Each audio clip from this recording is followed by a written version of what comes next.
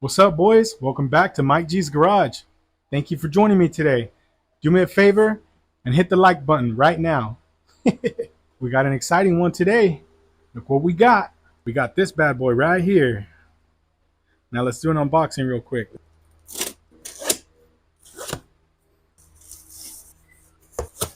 Yeet!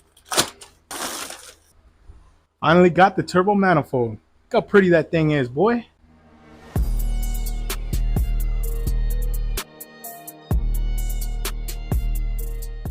All right, I got my gloves on.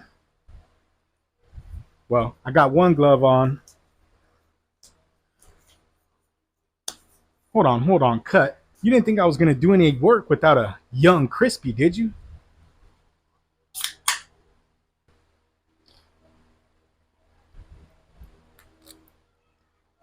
Cheers.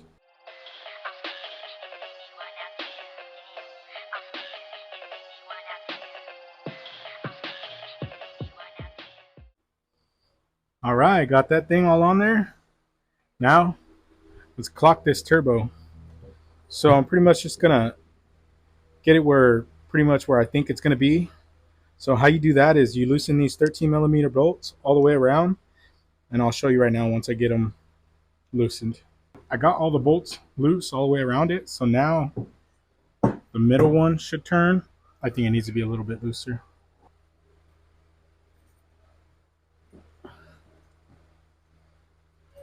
Like that. Pretty close to that.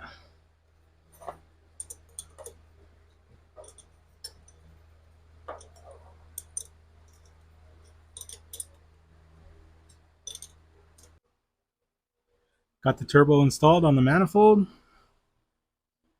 Got the V-band clamp on there. It's not all the way tightened down, but it's just for mock-up right now. And in the last video, I got the rim main seal on. I ended up putting the oil pan on there with the new gasket. And then also I cleaned up the transmission with my pressure washer. So I got that pretty clean. But yeah, I still got to order a clutch. So, because I don't want to run the stock clutch. I don't really want to run the stock clutch because obviously I know it's not going to hold. Which it'll do okay on like real low boost because it's got a lot of life left on it, but I don't know. I don't want to have to take out the transmission again. I don't know. What do you guys think I should do? Should I just send it with the stock one and drive it around a little bit, or just wait for a clutch? All right, now I'm going to install this wastegate. Once again, shout out to my boy Michael. We're hooking it up. He upgraded, so let me have his old one.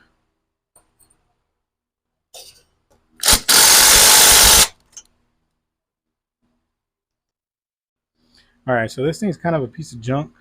I don't know if it's the clamp that's a piece of junk, but I mean, that thing's pretty tight and it just moves around. I think he was saying something about you could put some welds on there to make it clamp better, but just for now, might order a different one or whatever, or figure it out later. Can't even talk. All right, boys. So it's super hot out here. I think that's all I'm gonna do for today. I'm gonna get up early in the morning and finish the rest of the video. So it'll be a few hours for me, and it'll be a couple seconds for you. But this is what we got so far. I think tomorrow in the morning when I wake up, I'm gonna do the line, and then I'm gonna do the drain line, the oil feed line, and the drain line. Sorry, I can't even think right now. It's so hot. I got this fan going right now. Of course, I'm using a microphone, so hopefully it's not picking it up. I know these microphones suck. I wasn't gonna use them anymore, but I had the kids outside playing and screaming and all that. So yeah, it's freaking hot.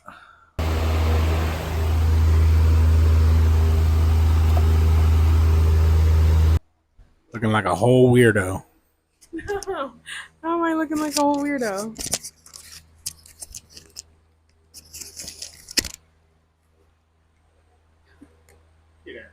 No.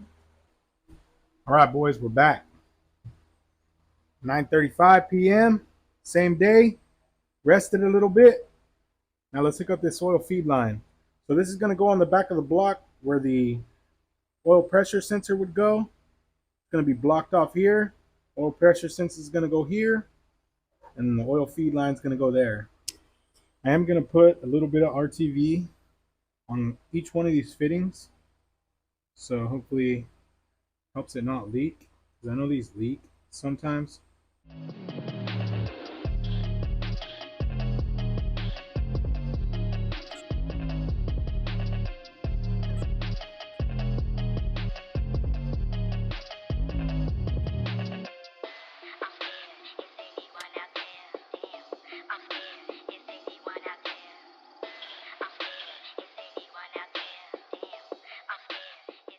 All right, so when we put it on there, we want this to be straight up, or not straight up, kind of like sideways, so that we can thread this in there.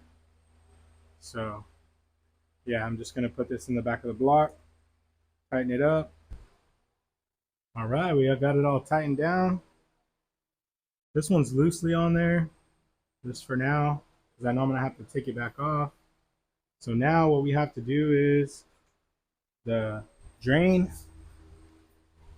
which it's a really short run.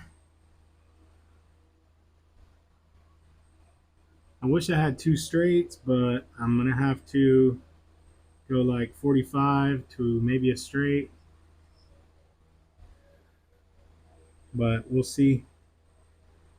Maybe I'll get those ready and put them on real quick.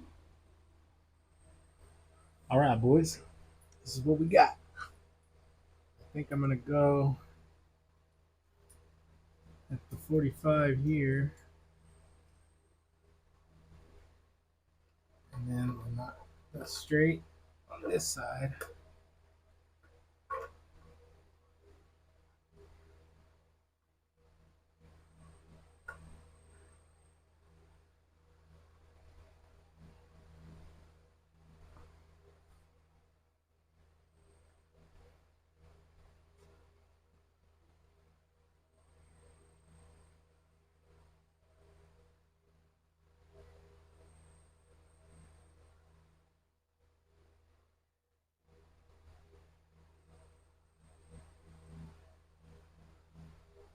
All right.